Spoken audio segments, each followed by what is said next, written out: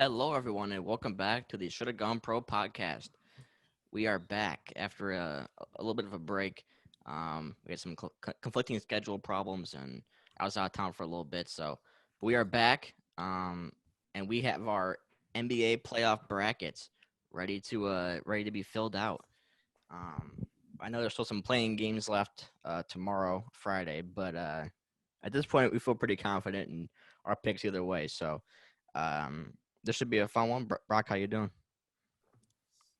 I'm good. I'm excited. I saw Minnesota celebrating like they won the NBA title the other day. That was pretty entertaining. I love Pat Bev's interview after the game, just roasting the Clippers. So no, some exciting.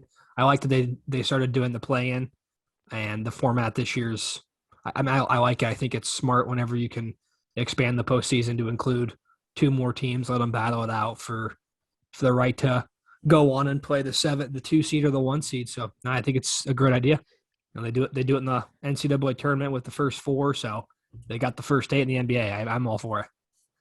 Yeah, no, I am too, and I do really like the format of the one game, and it's not a series.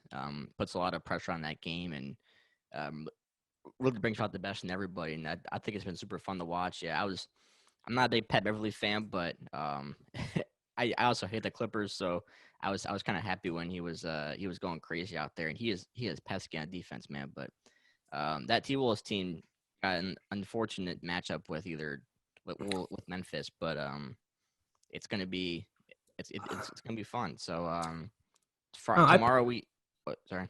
I think they personally got the lesser of two evils. I think they would have much rather played Memphis, obviously, than Phoenix. I think the amount of young stars in this series is going to be crazy. Oh Cat, yeah. Anthony Edwards, John Morant, Jaren Jackson Jr. I mean, good for Minnesota getting back in the playoffs. Memphis as well. It's been a couple years since those two teams have, at least on Memphis' side, been really competitive, and same for Minnesota. So, yeah, good for them. But I think that series full of young players and young talent. So that's gonna be the future. I feel like in the Western Conference. I think you're right. I think people are sleeping on the future of the Minnesota team, and that's gonna be like an in-game dunk contest in that one with all those high flyers out there. But yeah, tomorrow we have Pelicans, Clippers, and Hawks, Cavs. Um, Personally, I think it's gonna be the Hawks winning and the Pelicans winning, but I don't think it's gonna matter in either one of the scenarios. So um, yeah, we might as well just hop in. Um, well, who do you have for the games tomorrow? Um, on the West side, give me the Pelicans. I really like how they played against San Antonio. CJ McCollum looked really good. Brandon Ingram looked really good as well. And I think Clippers, they do have the experience. Paul George is back. Still no Kawhi Leonard. I still feel like the Clippers aren't a good enough team to win without Kawhi Leonard. So yeah, give me New Orleans. I thought they played a lot better than the Clippers did in their play-in game. So I like the Mhm. Pelicans to make the playoffs again or make the playoffs this year. And then Hawks, Cavs. Hawks just looked really good Mhm. against um, the Hornets. Blew them out of the water in that third quarter. Trae Young didn't really have his best game in the first half, which was a little surprising that they won by so much. But Atlanta's another one of those teams with just so much young talent, and they don't necessarily need Trae Young to score all the time. Um, in the middle, Clint Capella's a beast. DeAndre Hunter, they've had some really high value lottery picks that have clicked. John Collins still hurt, so that hurts them a little bit. I think that prevents them from potentially being an upset scare in the East. But regardless, I think give me Atlanta on that game. Yeah, I worry about not having Jared Allen and a little bit of the depth on that Cavs Yeah. team. Especially if Garland has an off night, that team is screwed. So, um, yeah, I'm picking the Hawks there too. But we'll start on the West here. Um, Up at the top of our brackets here, we have Phoenix versus that Pelicans Clippers winning, which we both pick is going to be the the Pelicans. And this bracket too, we also fill out how many games I think it's going to be. So I'm going to take Phoenix, and I'm going to take them at 4. I there's potential they could be a game stolen, but I really feel like this Suns team is way too deep to even allow it to happen. And it's going to be a pretty clean sweep there. I think there might be some games that come down close to the end, but Phoenix is just way too good, man. Yep, Phoenix and 4. I think the positions that New Orleans may have an advantage in with Brandon Ingram and CJ McCollum. I think Phoenix has enough defenders and enough bodies to throw at them and throw them off their game. And if those two aren't scoring with no Zion, I think it's a wrap. I have Phoenix in 4. Phoenix has been far and away the best team in the NBA this year. And yeah, I can't see this game going. I honestly, I don't. I can, like I said, I think I can see a couple of these games being close, but I think Phoenix, with that experience they got last year, the Chris Paul effect, barring that he stays healthy, of course, I think they'll make quick work of New Orleans or Los Angeles. Yeah, I agree 100%. Now moving down to this Dallas Utah matchup, this one intrigues me because Utah seems to be a good regular season team and then crumble in the playoffs. Besides Donovan Mitchell, he usually seems to still play well. Um, but they ended up falling to the 5 spot this year, despite being in the top couple of seeds the past few years. This Dallas team has improved, but then there's a big question about Luka's health. I've heard rumors varying from he'll come back in the first game versus he'll be out a couple of games. So a lot of that really changes it because Luka has the highest usage rate of any player in the NBA. So that they pretty much heavily rely on Luka to help get the job done. That being said, though, I'm gonna say that Luka, um, even if he's not 100%, he's still better than most players in the league, and I think they're still able to get the job done against Utah, who has really crumbled down the stretch here, losing a lot of late leads in games and just have not looked like a complete team at all. I wonder what Utah's going to be doing if they don't make a run this playoffs as far as the future of this team, because it seems like this core they have right now isn't necessarily working. So I'm going to take Dallas, and I'm going to take them at 6.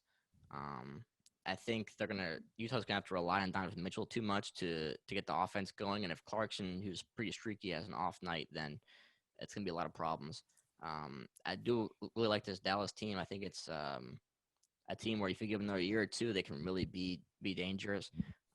But I'm gonna take them to win that against Utah in 6, and I think Luka wins his first playoff series. Yep, I think this is going to be a dogfight. Again, hopefully Luka can make it back. I just was reading online. I think they said he's expected to miss game 1. So I think that obviously tilts it in Utah's favor, but I have Dallas winning in 7. I feel like, yeah, you mentioned, I feel like it's the same old with the Jazz. They have a good regular season, and then Rudy Gobert his style doesn't win in the playoffs in 7 games. Dallas's head coach is going to be able to scheme around how to beat Rudy Gobert. You saw it happen last year, and it's against the Nuggets, and it's just the same theme. And I think Utah is in trouble of going down. I feel like they're kind of in that space where Portland was a couple of years ago when they were making the playoffs. So they're not good enough to get a high draft pick. You still have quality players, but they're just not making, aside from the year Portland randomly made it to the Western Conference Finals, they're just not making deep playoff runs. They're kind of in that no man's land where you're good enough to make the playoffs, but not good enough to contend. And I think it bites them again this year. I think, like I said, I think this is going to be a really good series, 7 games. Utah's a good team, but they just don't show up in the playoffs. So I have them losing in 7, the first round of Dallas. Yeah, I definitely agree with a lot of what you said there. So we both have Phoenix and Dallas advancing. Moving down to this Golden State Denver matchup, 3-6. I think this is an interesting one because this Warriors team I feel like is really sneaky dangerous, even though it's weird calling the Warriors sneaky, but because they've been under Memphis and Phoenix the whole year, I feel like they're a sneaky team that can slide in there and make a deep run. Curry's health is in question a little bit as well. I've heard very rumors about that as well, so that's kind of up in the air. But this Denver team, with which might be a back-to-back MVP in Jokic, I really am afraid because where's his help? I mean, Jamal Murray and Michael Porter Jr. are both out, and he is asking for these guys who are not used to stepping up to try and step up. And against this Warriors team who has built this championship culture there, finally having their core back, especially if Curry is able to play, um, I think the Warriors have built a really good team. And I'm going to say the Warriors in 5. I think Jokic has one crazy game where he pops off, but the lack of help that he has is going to be really frustrating for him. I think it's gonna cost them. So I'm going to say Warriors in 5, but uh, Jokic will still have an outstanding series, and especially since the Warriors lack a dominant big man, I think that Jokic will have his day, but he doesn't have enough to be able to carry him to beating this Warriors team. Yeah, no, I agree. I just want to correct myself. Utah lost to the Clippers last year in the conference semifinals as the 1 seed. I think the year before in the bubbles when they lost that 7-game war with the Nuggets Yeah, they when did. Donovan Mitchell dropped that 50 piece and him and Jamal Murray were just going back and forth. But getting back to the Golden State game, yeah, I mean, I feel bad for Jokic. He's like you said, his two running mates, Michael Porter Jr., who they signed to a fat contract extension before he got hurt, and Jamal Murray still recovering from the ACL. I think it's going to be hard for Denver to match up with the firepower and playoff experience of Golden State. That championship core of Curry, Clay, and Draymond have been through it all. I'm with you. I think Denver gets maybe a game. I have Golden State in 5. I think Jokic can play well enough in one of these games to that's. I mean, I think he's going to play well the entire series. He's probably going to average a triple double, but I could see him. I think he's going to have one of those insane games where he just doesn't miss and takes over and steals a game from Golden State. But gentlemen sweep, Golden State in 5. Yeah, I think we're both pretty much agree on that. And if I'm a Nuggets fan, I really worry about Michael Porter Jr. As far as the future as well, because he's been getting injured a ton. I mean, he was injured coming into the draft. That's why he dropped down to 14. And um, when he's on the floor, he's a good scorer, but you worry about his all-around game as far as him being good on defense as well. And if he can't stay healthy, I mean, there's no reason to be paying him that fat money. So it's really a question mark for Michael Porter Jr. taking up all that money in Denver right now. But maybe he'll come back next year and go crazy. We'll see. But the last in the first round of the West is the 2 seed Memphis Grizzlies and the 7 Minnesota Timberwolves. I like what I've seen from Minnesota this year. I know we talked about it a little bit at the beginning. I really like what I've seen from Minnesota this year. I don't think they had enough to beat Memphis, but I do think that this is a good Timberwolves team that is definitely moving in the right direction. I think that Anthony Edwards is going to be a star. Cat is super efficient for his play style, as long as he doesn't get in foul trouble like he did in the playing game. Um, and this Minnesota team is sneaky deep as well. They have some really good role players in the team. D'Angelo Russell is a good third option for scoring, but this Memphis team is just as deep. John Morant is next level, and they've got shooters all around John Morant, so he can play his play style and kick it out to guys to knock down threes. I think this Memphis team is super dangerous. So I'm taking Memphis in 6.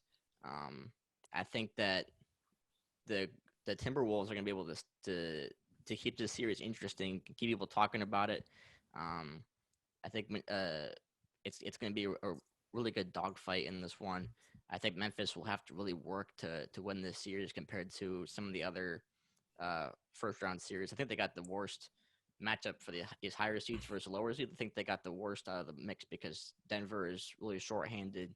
Utah crumbles in the playoffs, and then obviously the 8 seeds. So I feel like Memphis might have a little bit of a struggle here, but I'm going to take them to win in 6 over Minnesota, who is definitely moving in that direction. But this Memphis team is what you want to look at. If your team is trying to rebuild, then you should look at Memphis as the example because they've done it fantastic. So I'm taking Memphis in 6. I'm taking Memphis in 7. Like you said, I think this is going to be a dog fight of a series. I think it gets there. I think this is one of the matchups I'm most excited about in the entire playoffs in the first round is Memphis, Minnesota.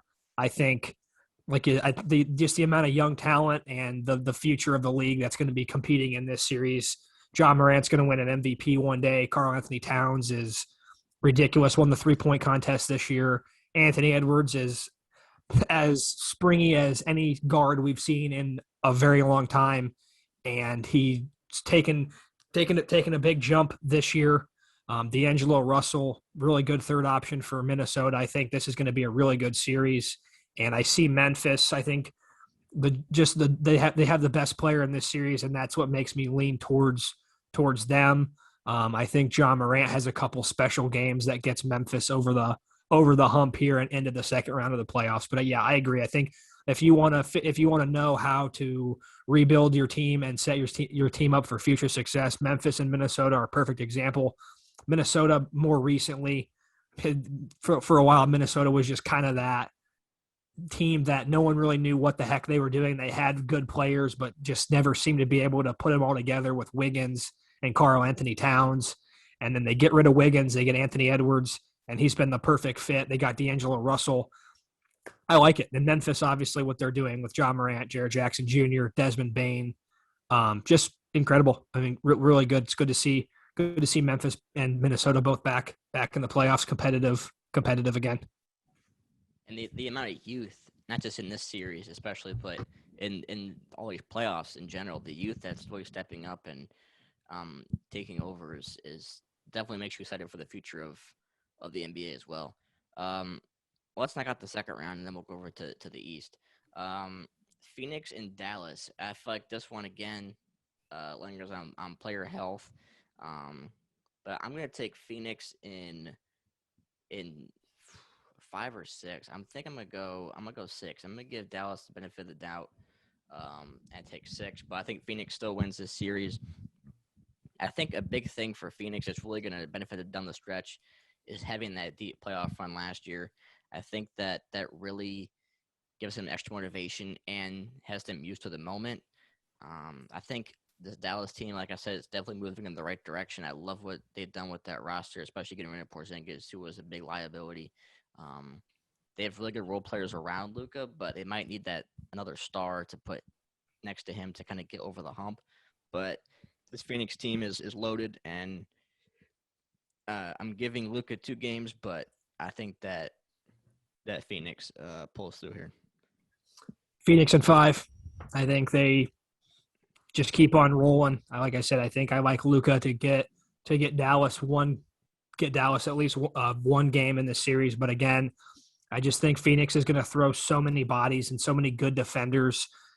The Mikal Bridges, Luka Doncic matchup is going to be very intriguing to see how Mikal Bridges does on him. I think Phoenix is just able to throw with that depth so many different looks Luka's way. And I think Luka's going to get his, but I think Phoenix is so good defensively. And like you mentioned, that playoff experience, I think Phoenix handles Dallas and rolls right along to the Western Conference Finals, 5 games. And then we move to the other matchup, which is Golden State and Memphis. I think this is a fantastic matchup. I think that all these games are going to be great games. But I'm going to go with Golden State in 7. And I think this will be one of those series where we'll be able to look back on it, and this is one of the most memorable playoff series in recent memory. 2 teams that really match up well with each other. I think that the experience of Golden State helps with their championships that they've had. I think at this point, if Curry had an injury lingering, it's pretty much gone by now, and Klay Thompson will start to get in his rhythm again. I love Jordan Poole. I think that this Warriors team just knows how to get it done, and I think the inexperience of Memphis might hurt them a little bit down the stretch. But I think this is going to be one of those classic series that will kind of light that fire under Memphis to come back next year and go even harder. So I'm picking Warriors in 7, but this is going to be a really, really good series, and honestly, I can see it going either way. But I'm going to pick Warriors in 7. Yeah, I think I'm right there with you. I don't think this series is going to be over quick. I'll go Golden State in 7 as well. I think Memphis does enough to win 3 games in this series. I think again, they're the 2 seed in a really good Western Conference for a reason. And I think I worry a little bit about playoff experience going up against this Warriors team that's been there, done that, 3 championships and four finals appearances. So been through the gauntlet, been through everything. But I don't know. I think I like this Memphis team. They're really good. They're really young. I think Steven Adams, Jaren Jackson Jr. are going to cause Golden State a little bit of problems. Golden State's super small, but ultimately, I think Steph Curry and Klay Thompson and Jordan Poole shoot Golden State into the Western Conference Finals. All right, so we both agree on Phoenix and Golden State in the Western Conference Finals. Um, yeah, I think we've gotten every pick so far. So how about that? Let's move over to the East now. If you'll let me do it. Can I not move over? All right. That's unfortunate. I can't scroll to the side. Give me 1 sec. I gotta do it manually.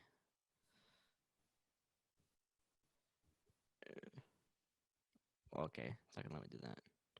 Though this is awkward. If you're watching the video version, you know what I'm talking about because it's not letting me go over to the east. What if I pick somebody here? Let me go to the east. Nope. Okay. All right. Un momento. Thank you, NBA.com. True.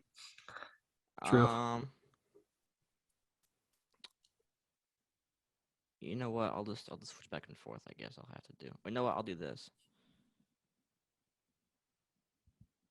Can I put? No, that's not gonna work either.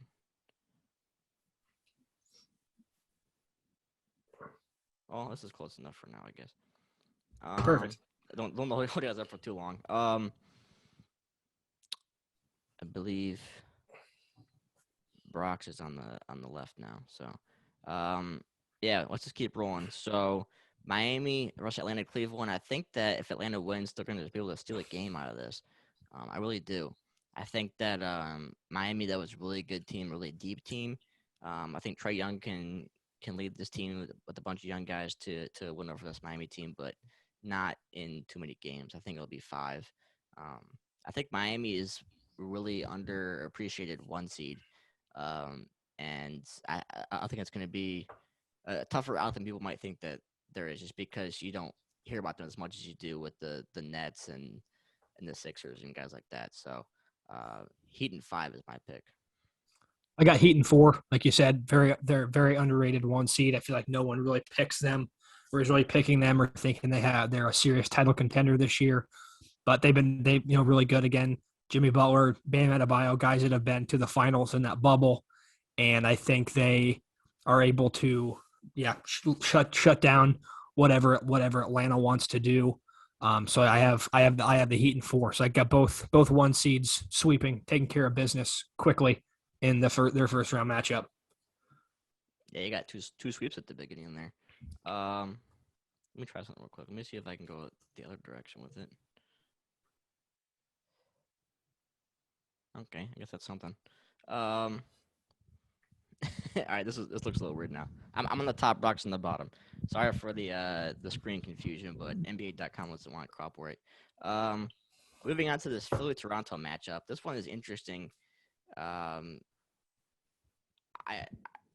Toronto has been sneaky this year. I feel like, they've Scotty Barnes has really popped off for them as a rookie. Fred VanVleet, first-time All-Star.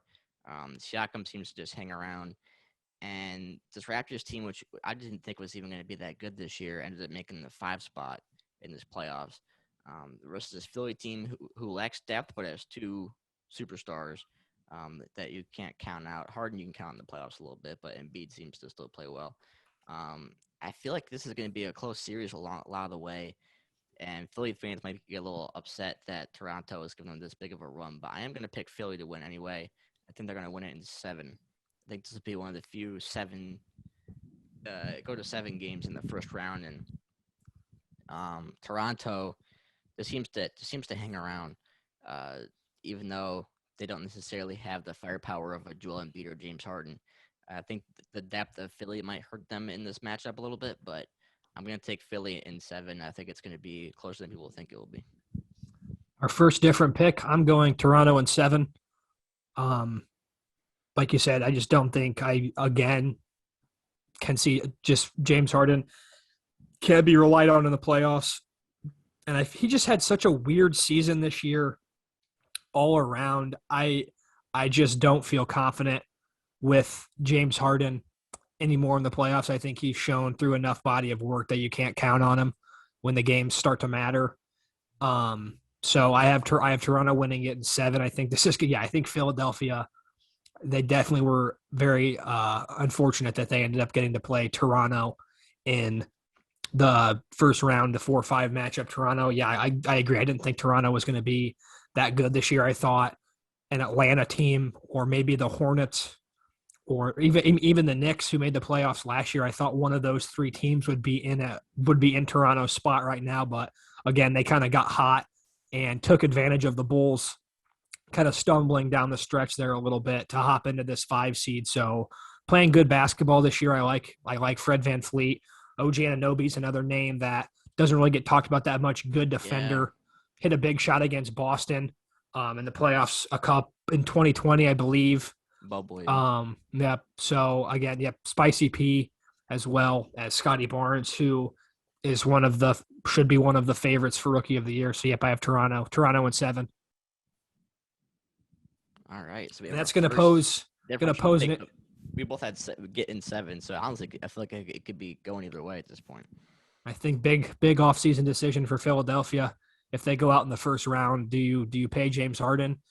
I think I'm predicting another playoff meltdown from James Harden. So Philadelphia's going to have a decision on their hands. You know, you traded away Ben Simmons, which you had to get rid of Ben Simmons, but the fact that you also gave up Seth Curry and Andre Drummond to get and draft capital to get James Harden, and it's gonna be an interesting offseason if Philadelphia's watching from their couches after the first round.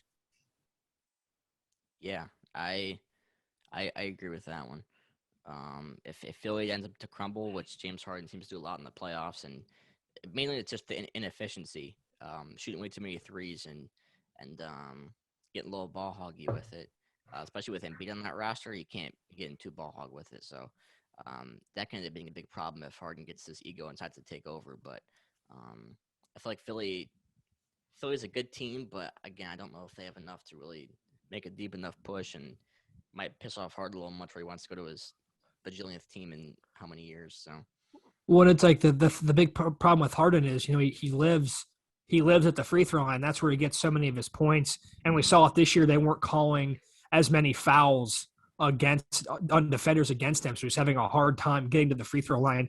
And it's even worse in the playoffs. They don't call that ticky tacky stuff as much in the playoffs. The referees are a lot more tempted to swallow their whistle and kind of let the guys play, which I'm all for. I like that. It's playoff basketball. You can't have games decided by James Harden going to the free throw line 25 times on his stupid little step back where he kicks his leg out and gets tapped and falls down.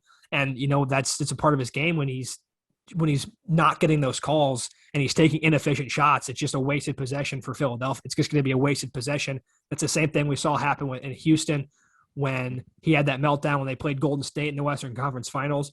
And I think it's going to be eerily similar to what happens here against Toronto. James Harden has shown year in and year out that he can't be relied on in the playoffs, and that's why he's got no finals appearances and just struggles in the playoffs. There's been enough body of work right now that you can see it's becoming a trend or a pattern or whatever term you want to use, but you just can't count on the guy when the basketball starts to matter. yeah, I think um, James Harden is the definition of a regular season player. Um, he fills up the stat sheet like crazy, but when you get into the playoffs, where it's more about winning basketball games than just going crazy, getting 40, 50 point games, I think that's where Harden really lacks as far as his resume goes. Um, moving on to the Milwaukee Chicago matchup. Um, I was really high on the Chicago team for a good portion of the year, but they have really crumbled, and it's kind of hurt to see a lot of injury problems as well. I think the Chicago team definitely has the potential to make runs if they're all healthy and on the same page with like they were at the beginning of the season. But right now, this Bulls team worries me. Um, I'm gonna go Milwaukee in 5. I'm gonna go Don't even do Milwaukee. it. Don't even give them a game. They don't deserve a game. Don't deserve it. I know you're a lot more passionate than I am about it, but I mean the Bulls have guys that can put up numbers enough to maybe sneak a game at the United Center, but um, this Milwaukee team is super well rounded. Brought most of the guys back, and I think that they haven't lost a step as far as the playoff success from last year. So I'm gonna go Milwaukee in 5.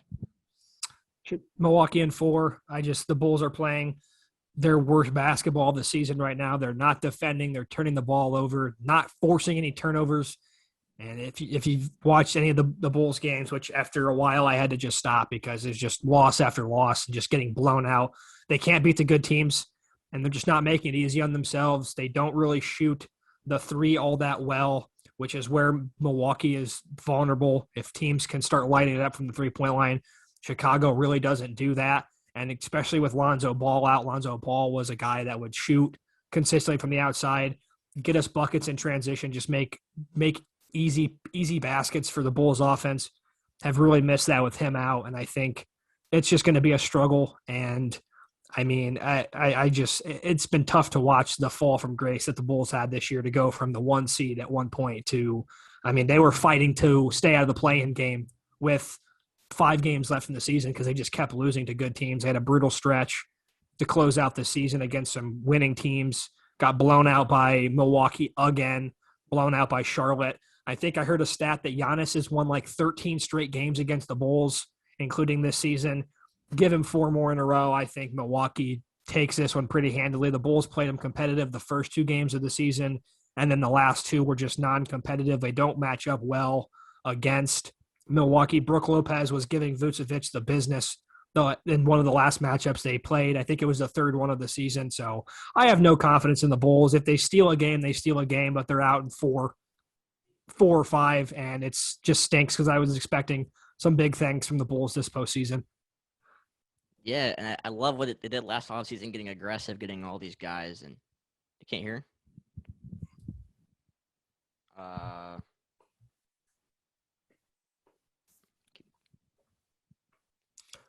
Yeah, so we, like I said, both have Milwaukee advancing into the second round. Going to go down now to the Boston Brooklyn series. Brooklyn looked really good in the first half against Cleveland.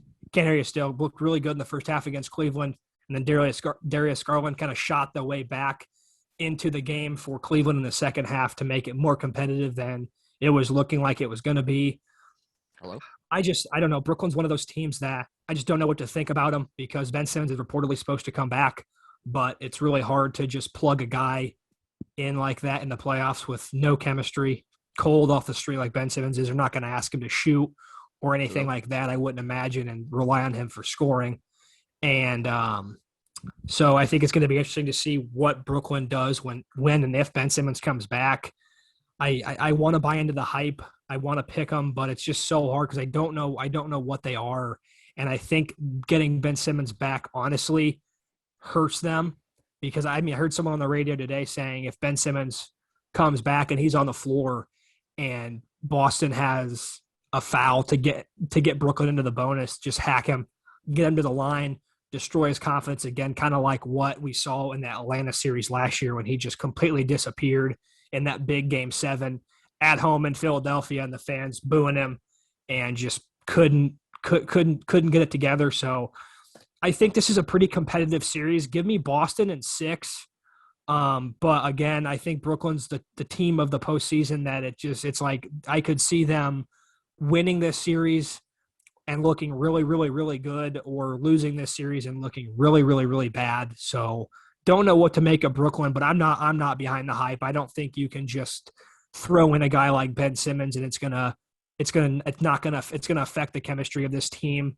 And I mean, I love KD, but Kyrie's again one of those guys that has been a little bit MIA in the playoffs ever since LeBron. He hit that shot in the finals against Golden State with LeBron, was hurt last year. So I've got Boston winning this one in 6. I think it's going to be a good series. I think, again, Kevin Durant and Kyrie Irving are good enough to get Brooklyn 2 games, but I like Boston here. They've played together the entire season. They know what each other's going to do. They're comfortable playing with each other. So give me Boston in 6. but yeah, no, I mean, this is Hello? exciting time. Like I said, I think Brooklyn is that team that I think everybody is going to pick in that 2-7 matchup. That'll really could that people are going to Hello? swing toward them against Boston, but I just don't buy it. Again, like I said, I just don't think that they're going to be able to plug Ben Simmons in, and it's going to affect them in some way. And Hello? I don't know. I just can't get behind it. I don't think it would be that good of a pick. Hello? But yeah, I trust Kevin Durant in the postseason. But at this point, it's been a couple years since Kyrie Irving's done anything of note in the postseason, and Hello? Kevin Durant's really the only guy on that team that I trust, in the playoffs to make big shots in the big moments. So yeah, I think Brooklyn again, team that Hello? came into this season with as a title co-favorite, I believe, with the Warriors or with the Lakers, excuse me, with the Lakers. And Lakers aren't even in the playoffs, and Brooklyn had to win a game in the play-in to even get into the Hello? actual playoffs. So tough fall from grace for those two teams. Obviously, the James Harden trade midseason just wasn't working out with that team. So it will be interesting to see what Brooklyn does going forward to be able to make a championship run next season. But yeah, I think another quick playoff exit for Brooklyn this or a quick playoff exit this year for Brooklyn.